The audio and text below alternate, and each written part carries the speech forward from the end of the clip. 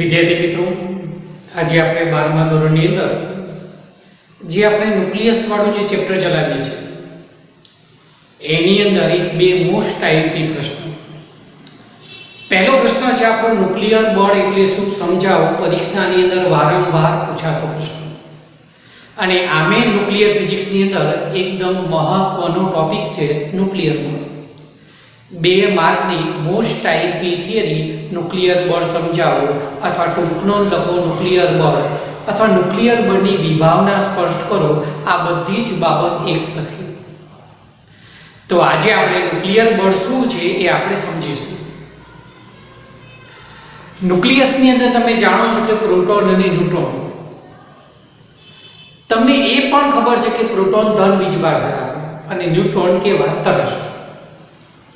અને તમે એ પણ જાણો છો કે ધન અને ધન વીજભાર હોય તો અપાકર્ષી બળ લાગે. કુલમ્બના નિયમ અનુસાર સજાતીય વીજભાર અપાકર્ષી બળ. તો ધન અને ધન વીજભાર વચ્ચે અપાકર્ષી બળ લાગે તો ન્યુક્લિયસનું તો પરિમાણ 10⁻14 મીટર. આટલા નાના વિસ્તારમાં આટલા બધા જ ધન વીજભાર એક સાથે કેવી રીતે રહી શકે? જો ફક્ત અપાકર્ષી બળ જ લાગતું હોય તો ન્યુક્લિયસનું અસ્તિત્વ ક્યારેય ના રહે. એટલે પરમાણુનું ન રહે, અણુનું ન રહે, આ બ્રહ્માંડનું પણ ન રહે. તો વૈજ્ઞાનિકો પણ એ જમાનાની અંદર ન્યુક્લિયર ફિઝિક્સની અંદર એવું વિચાર્યું કે માનો કે આ બે વસ્તુ છે અને બંને વચ્ચે અપાકર્ષી બળ લાગે છે, છતાં પણ એકબીજા સાથે જોડાયેલા છે. તો એનો અર્થ એવો થાય કે અપાકર્ષણને સમતોલતું કોઈને કોઈ આકર્ષી પ્રકારનું બળ લાગતું હોય તો જ આ શક્ય છે. એમ ન્યુક્લિયસમાં પણ કુલમ્બના નિયમ અનુસાર ફક્ત પ્રોટોન વચ્ચે અપાકર્ષી બળ લાગતું હોય તો ન્યુક્લિયસનું અસ્તિત્વ જ નથી. પણ ન્યુક્લિયસનું અસ્તિત્વ છે એનો અર્થ એવો થાય કે અપાકર્ષણને સમતોલતું કોઈને કોઈ આકર્ષી પ્રકારનું બળ લાગે.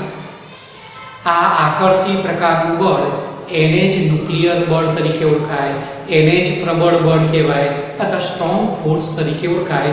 આ બળ ફક્ત ન્યુક્લિયસમાં જ લાગે અને પાસેના ન્યુક્લિયોન વચ્ચે લાગે. પ્રોટોન વચ્ચે લાગે, એટલા જ મૂલ્યનું બળ પ્રોટોન ન્યુટ્રોન વચ્ચે લાગે કે બે ન્યુટ્રોન વચ્ચે લાગે એટલે પાસેના ન્યુક્લિયોન વચ્ચે લાગતું આકર્ષી પ્રકારનું લઘુ અંતરીય બળ. તો ન્યુક્લિયર બળ આને કહેવાય. ન્યુક્લિયસમાં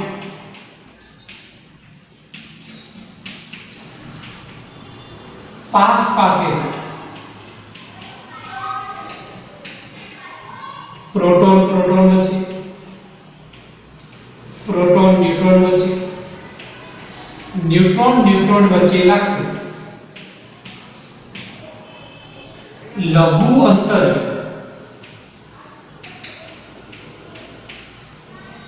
આકર્ષણ પ્રકારનું બળ.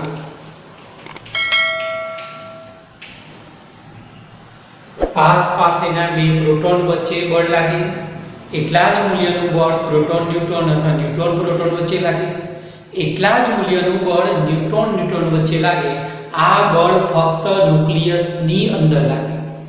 કોઈ માધ્યમ હોય અથવા ભારે ન્યુક્લિયસ હોય અને એક પ્રોટોન અને બીજો પ્રોટોન બહુ દૂર હોય ત્યારે આ બળની વાત નથી આવતી. એટલે પાસેના ન્યુક્લિયોન વચ્ચે ન્યુક્લિયસમાં લાગતું લઘુ અંતરીય આકર્ષી પ્રકારનું બળ. આ બળ કેવું? આકર્ષી પ્રકારનું. આ બળ વિદ્યુત ચુંબકીય બળ કરતા પણ પ્રબળ છે.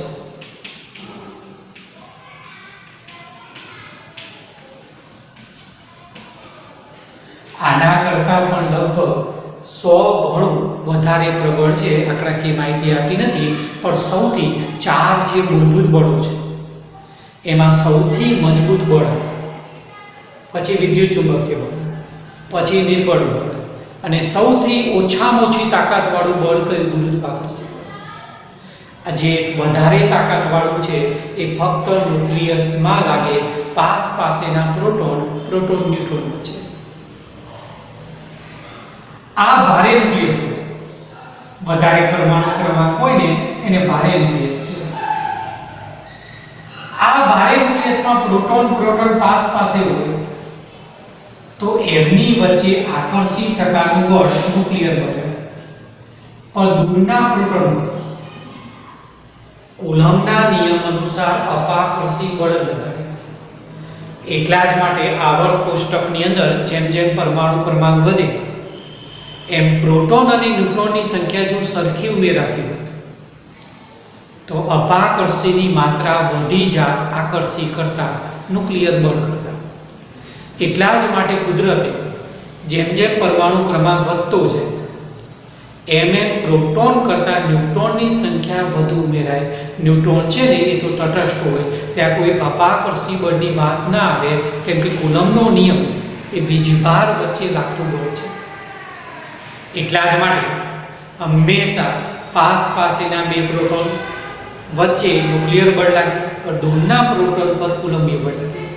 પ્રોટોન કરતાં ન્યુટ્રોનની સંખ્યા વધારે ઉમેરાય, એટલા માટે ભારે ન્યુક્લિયસ હોય ને એમાં પ્રોટોન કરતાં વધારે ન્યુટ્રોન હોય અને આ બળ સમતોલતા હોય, આકર્ષી અપાકર્ષી બળ. આ જે ન્યુક્લિયર બળ છે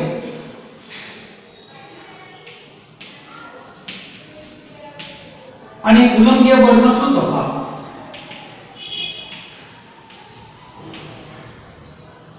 આ બળ આકર્ષી પ્રકારનું હોય, જ્યારે આ બળ છે ને આકર્ષી પણ હોય અને અપાકર્ષી પણ. સજાતીય વીજભાર હોય તો અપાકર્ષી બળ અને વિજાતીય વીજભાર હોય તો આકર્ષી બળ કુલમ્બીય. આ બળ ઇન્વર્સ પેરેલલ હોય, જ્યારે અહીંયા એવો સંબંધ નથી સચવાતો. આ જે સંબંધ છે ને એ ન સચવાય. આ બળ ગુરુઅંતર્ય અને આ બળ લઘુ અંતર્ય અને ફક્ત ન્યુક્લિયસમાં લાગે પાસેના પ્રોટોન ન્યુટ્રોન વચ્ચે લાગતું લઘુ અંતર્ય આકર્ષી પ્રકારનું બળ. આ જે ન્યુક્લિયર બળ છે જેટલું બે પ્રોટોન વચ્ચે લાગે એટલું જ બે ન્યુટ્રોન વચ્ચે લાગે, એટલું પ્રોટોન ન્યુટ્રોન વચ્ચે લાગે. ત્યારે ન્યુક્લિયર બળને વીજભાર સાથે કોઈ લેવા દેવા નથી, કેમ કે આને તો કોઈ વીજભાર જ નથી. તેથી ન્યુક્લિયર બળ વીજભાર વચ્ચે લાગે એવું નથી. બે ન્યુટ્રોન વચ્ચે લાગે એટલું બે પ્રોટોન વચ્ચે લાગે. એટલા માટે ન્યુક્લિયર બળની બાબતમાં પ્રોટોન અને ન્યુટ્રોન વચ્ચે કોઈ ભેદભાવ નથી.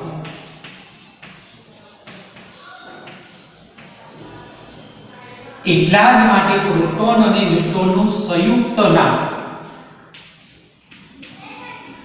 ન્યુક્લિયોન આવે.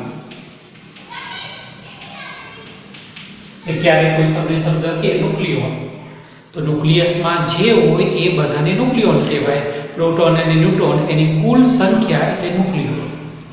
કેમ ન્યુક્લિયોન નામ આવ્યું? તો ન્યુક્લિયર બળની બાબતમાં પ્રોટોન અને ન્યુટ્રોન વચ્ચે કોઈ ભેદભાવ નથી. આ બળ ન્યુક્લિયર બળ ન્યુક્લિયોનની સ્પિન પર પણ આધાર રાખે. જેમ પરમાણુ હોય ઇલેક્ટ્રોન કક્ષીય ગતિ કરે, સ્પિન ગતિ કરે, એમ ન્યુક્લિયસમાં પણ ન્યુક્લિયોનની ચોક્કસ ગોઠવણી હોય. એના પણ ક્વોન્ટમ નંબર આવે, એ પણ સ્પિન ગતિ કરે. તો ન્યુક્લિયર બળનો આધાર એના પર પણ આવેલો છે. તો ન્યુક્લિયર બળ આકર્ષી પ્રકારનું લઘુ અંતરીય બળ છે. જો આપણે બે ન્યુક્લિયોનથી બનતા તંત્રની સ્થિતિ ઊર્જા આવી અંતરનો આપણે ગ્રાફ દોરીએ તો આ પ્રાયોગિક ગ્રાફ આ રીતે બને છે. એક ન્યુક્લિયોન અહીંયા ગણાય, બીજું ન્યુક્લિયોન અહીંયા ગણાય. અહીંયા સ્થિતિ ઊર્જા છે, આ કિંમત +100 લે, આ કિંમત સ્થિતિ ઊર્જાની કિંમત -100. તો પ્રાયોગિક ગ્રાફ તમને આવો મળે છે. અહીંયા એક ફરવી,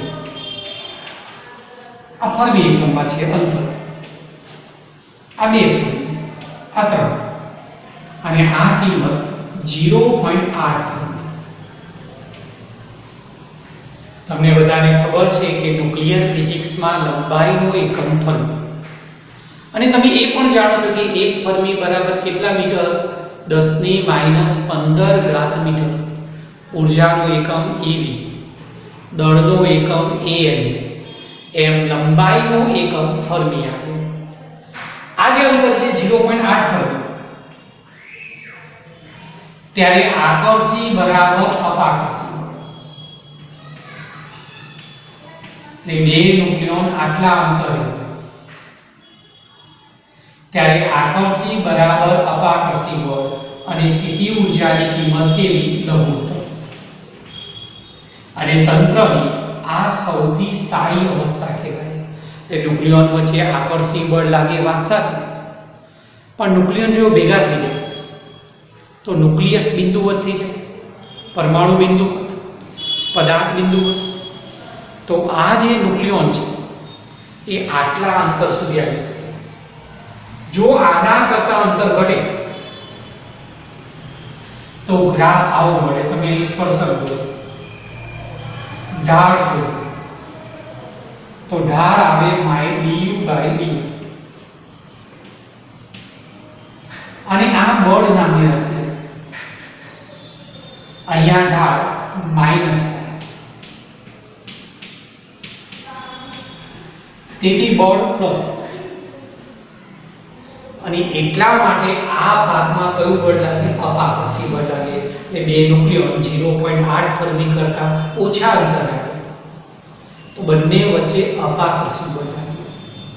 અને જો આટલા અંતરે આવે 0.8 કરતા વધુ તો સ્પર્શક દોરે તો સ્પર્શક આમ થાય, બળ F -du/dl. તો માઈનસ ઢાળ આવશે 10, તેથી બળ માઈનસ.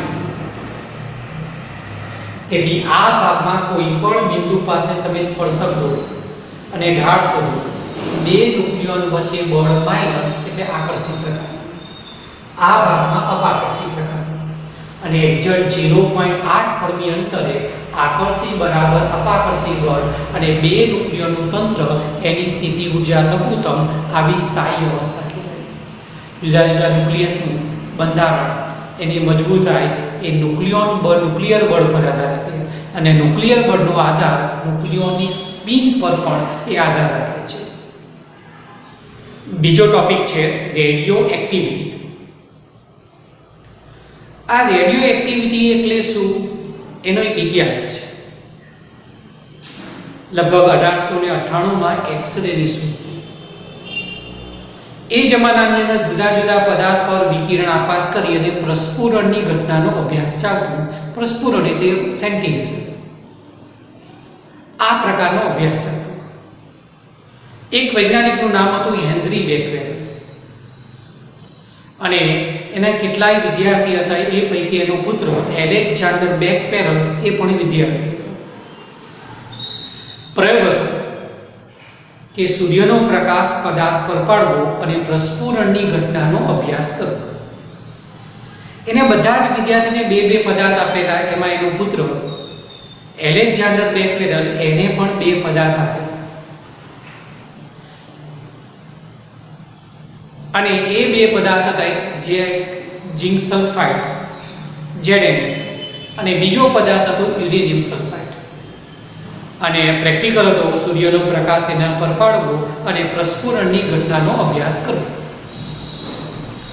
આ પુત્ર બેકવેલ જે દિવસે પ્રયોગ કરવાનો હતો એ દિવસે સૂર્યનો પ્રકાશની તીવ્રતા ઓછી હતી. એટલે એનો અર્થ એવો થાય કે વાદળવાળું વાતાવરણ હશે.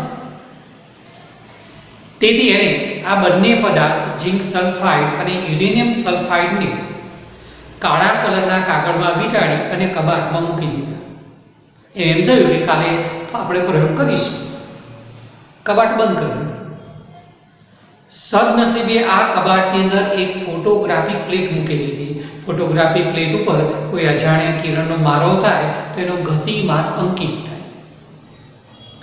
બીજા દિવસે બેકવેલ કબાટ ખોલે છે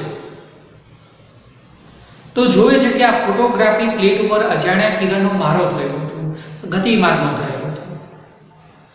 તો એના મનમાં પ્રશ્ન થાય છે કે આ અજાણ્યા કિરણ આવ્યા ક્યાંથી, કે આ અદ્રશ્ય કિરણ આવ્યા ક્યાંથી. તો એને જોયું કે સૂર્યનો પ્રકાશ કબાટમાં જાય એવી કોઈ સ્થિતિ નથી. તો એને શોધી કાઢ્યું કે અજાણ્યા કિરણ ક્યાંથી આવે છે, કે યુરેનિયમ સલ્ફાઇડમાંથી આવે છે. અને આ જે અજાણ્યા અદ્રશ્ય કિરણ એને બેક બેરલ કિરણ તરીકે ઓળખાય. અને દુનિયામાં આ સમાચાર ફેલાયા કે એવા પદાર્થ મળે છે કે એમાંથી અદ્રશ્ય વિકિરણ બહાર આવે, બેક બેરલ કિરણ. આ સમાચાર જ્યારે દુનિયામાં ફેલાય ત્યારે એક વૈજ્ઞાનિક આવે, મેડમ ક્યુરી, અને એનો પતિ પ્યુરી ક્યુરી. આ બંને પતિ પત્ની વૈજ્ઞાનિક છે કેમિસ્ટ્રીના. અને એમને પણ વિચાર કર્યો કે આવો એક પદાર્થ ના હોય, આવા બીજા કેટલાય પદાર્થ હશે કે જેમાંથી અદ્રશ્ય કિરણ, બેક બેરલ કિરણ બહાર આવતા હશે. એમને એક યુરેનિયમની ખનિજ લીધી, પીચ બ્લેન્ડ, અને પ્રયોગશાળામાં એનું વિઘટન કરવા માટે પ્રયત્ન કર્યો. ઘણા લાંબા સમય સુધી પ્રયોગ કર્યા બાદ એક દિવસે પોતાની લેબ તરફ જતા હતા. તો લેબમાં એમને પ્રકાશ જોયો અને એમને ખબર પડી કે આપણે જે પ્રયોગ કરવા માંગીએ છીએ એ પીચ બ્લેન્ડ એનું વિઘટન થઈ અને બે નવા તત્વ બન્યા. એક તત્વનું નામ પોતાના વતન પોલેન્ડ ઉપરથી પોલોનિયમ આપ્યું અને બીજા તત્વનું નામ રેડિયમ આપ્યું. આ રેડિયમની એક્ટિવિટી યુરેનિયમની એક્ટિવિટી કરતાં 10,000 ગણી વધારે હોય. એક્ટિવિટીનો અર્થ કેવો થાય? વિભંજનનો દર. એક તત્વમાંથી બીજું તત્વ બને, બીજામાંથી ત્રીજું તત્વ, આલ્ફા બીટાનું ઉત્સર્જન થાય, એ દર એની એક્ટિવિટી કહેવાય. તો આ રેડિયમની એક્ટિવિટી યુરેનિયમની એક્ટિવિટી કરતાં ઘણી વધારે હતી. ત્યારબાદ તો વૈજ્ઞાનિકોને રસ પડ્યો કે આવા તો કેટલાય પદાર્થ મળે કે જેમાંથી રેડિયેશન થાય. એક્ટિવિટી આલ્ફા બીટા ગામાનું જે ઉત્સર્જન થાય ને એને રેડિયો એક્ટિવિટી કહેવાય. આલ્ફા કણ એટલે શું? Helium nucleus 2He4. આલ્ફા કણ એટલે હિલિયમ ન્યુક્લિયસ. આ યાદ રાખજો ખાસ, 2He4. તેથી આલ્ફા કણનો વીજભાર આટલો અને દળ આટલું કહેવાય. એમ ક્યારેક પૂછીને આવે તો ધ્યાન રાખવાનું. બીટા કણ એટલે ઇલેક્ટ્રોન અથવા પોઝિટિવ, અને ગામા છે ને વિકિરણ છે. આલ્ફા કણ, બીટા કણ, ગામા વિકિરણ એ ઊર્જા છે. જેમ ટ્યુબલાઇટમાંથી પ્રકાશ આવે ને ફોટોન સ્વરૂપે, એમાં વિકિરણ છે, આ ઊર્જા છે.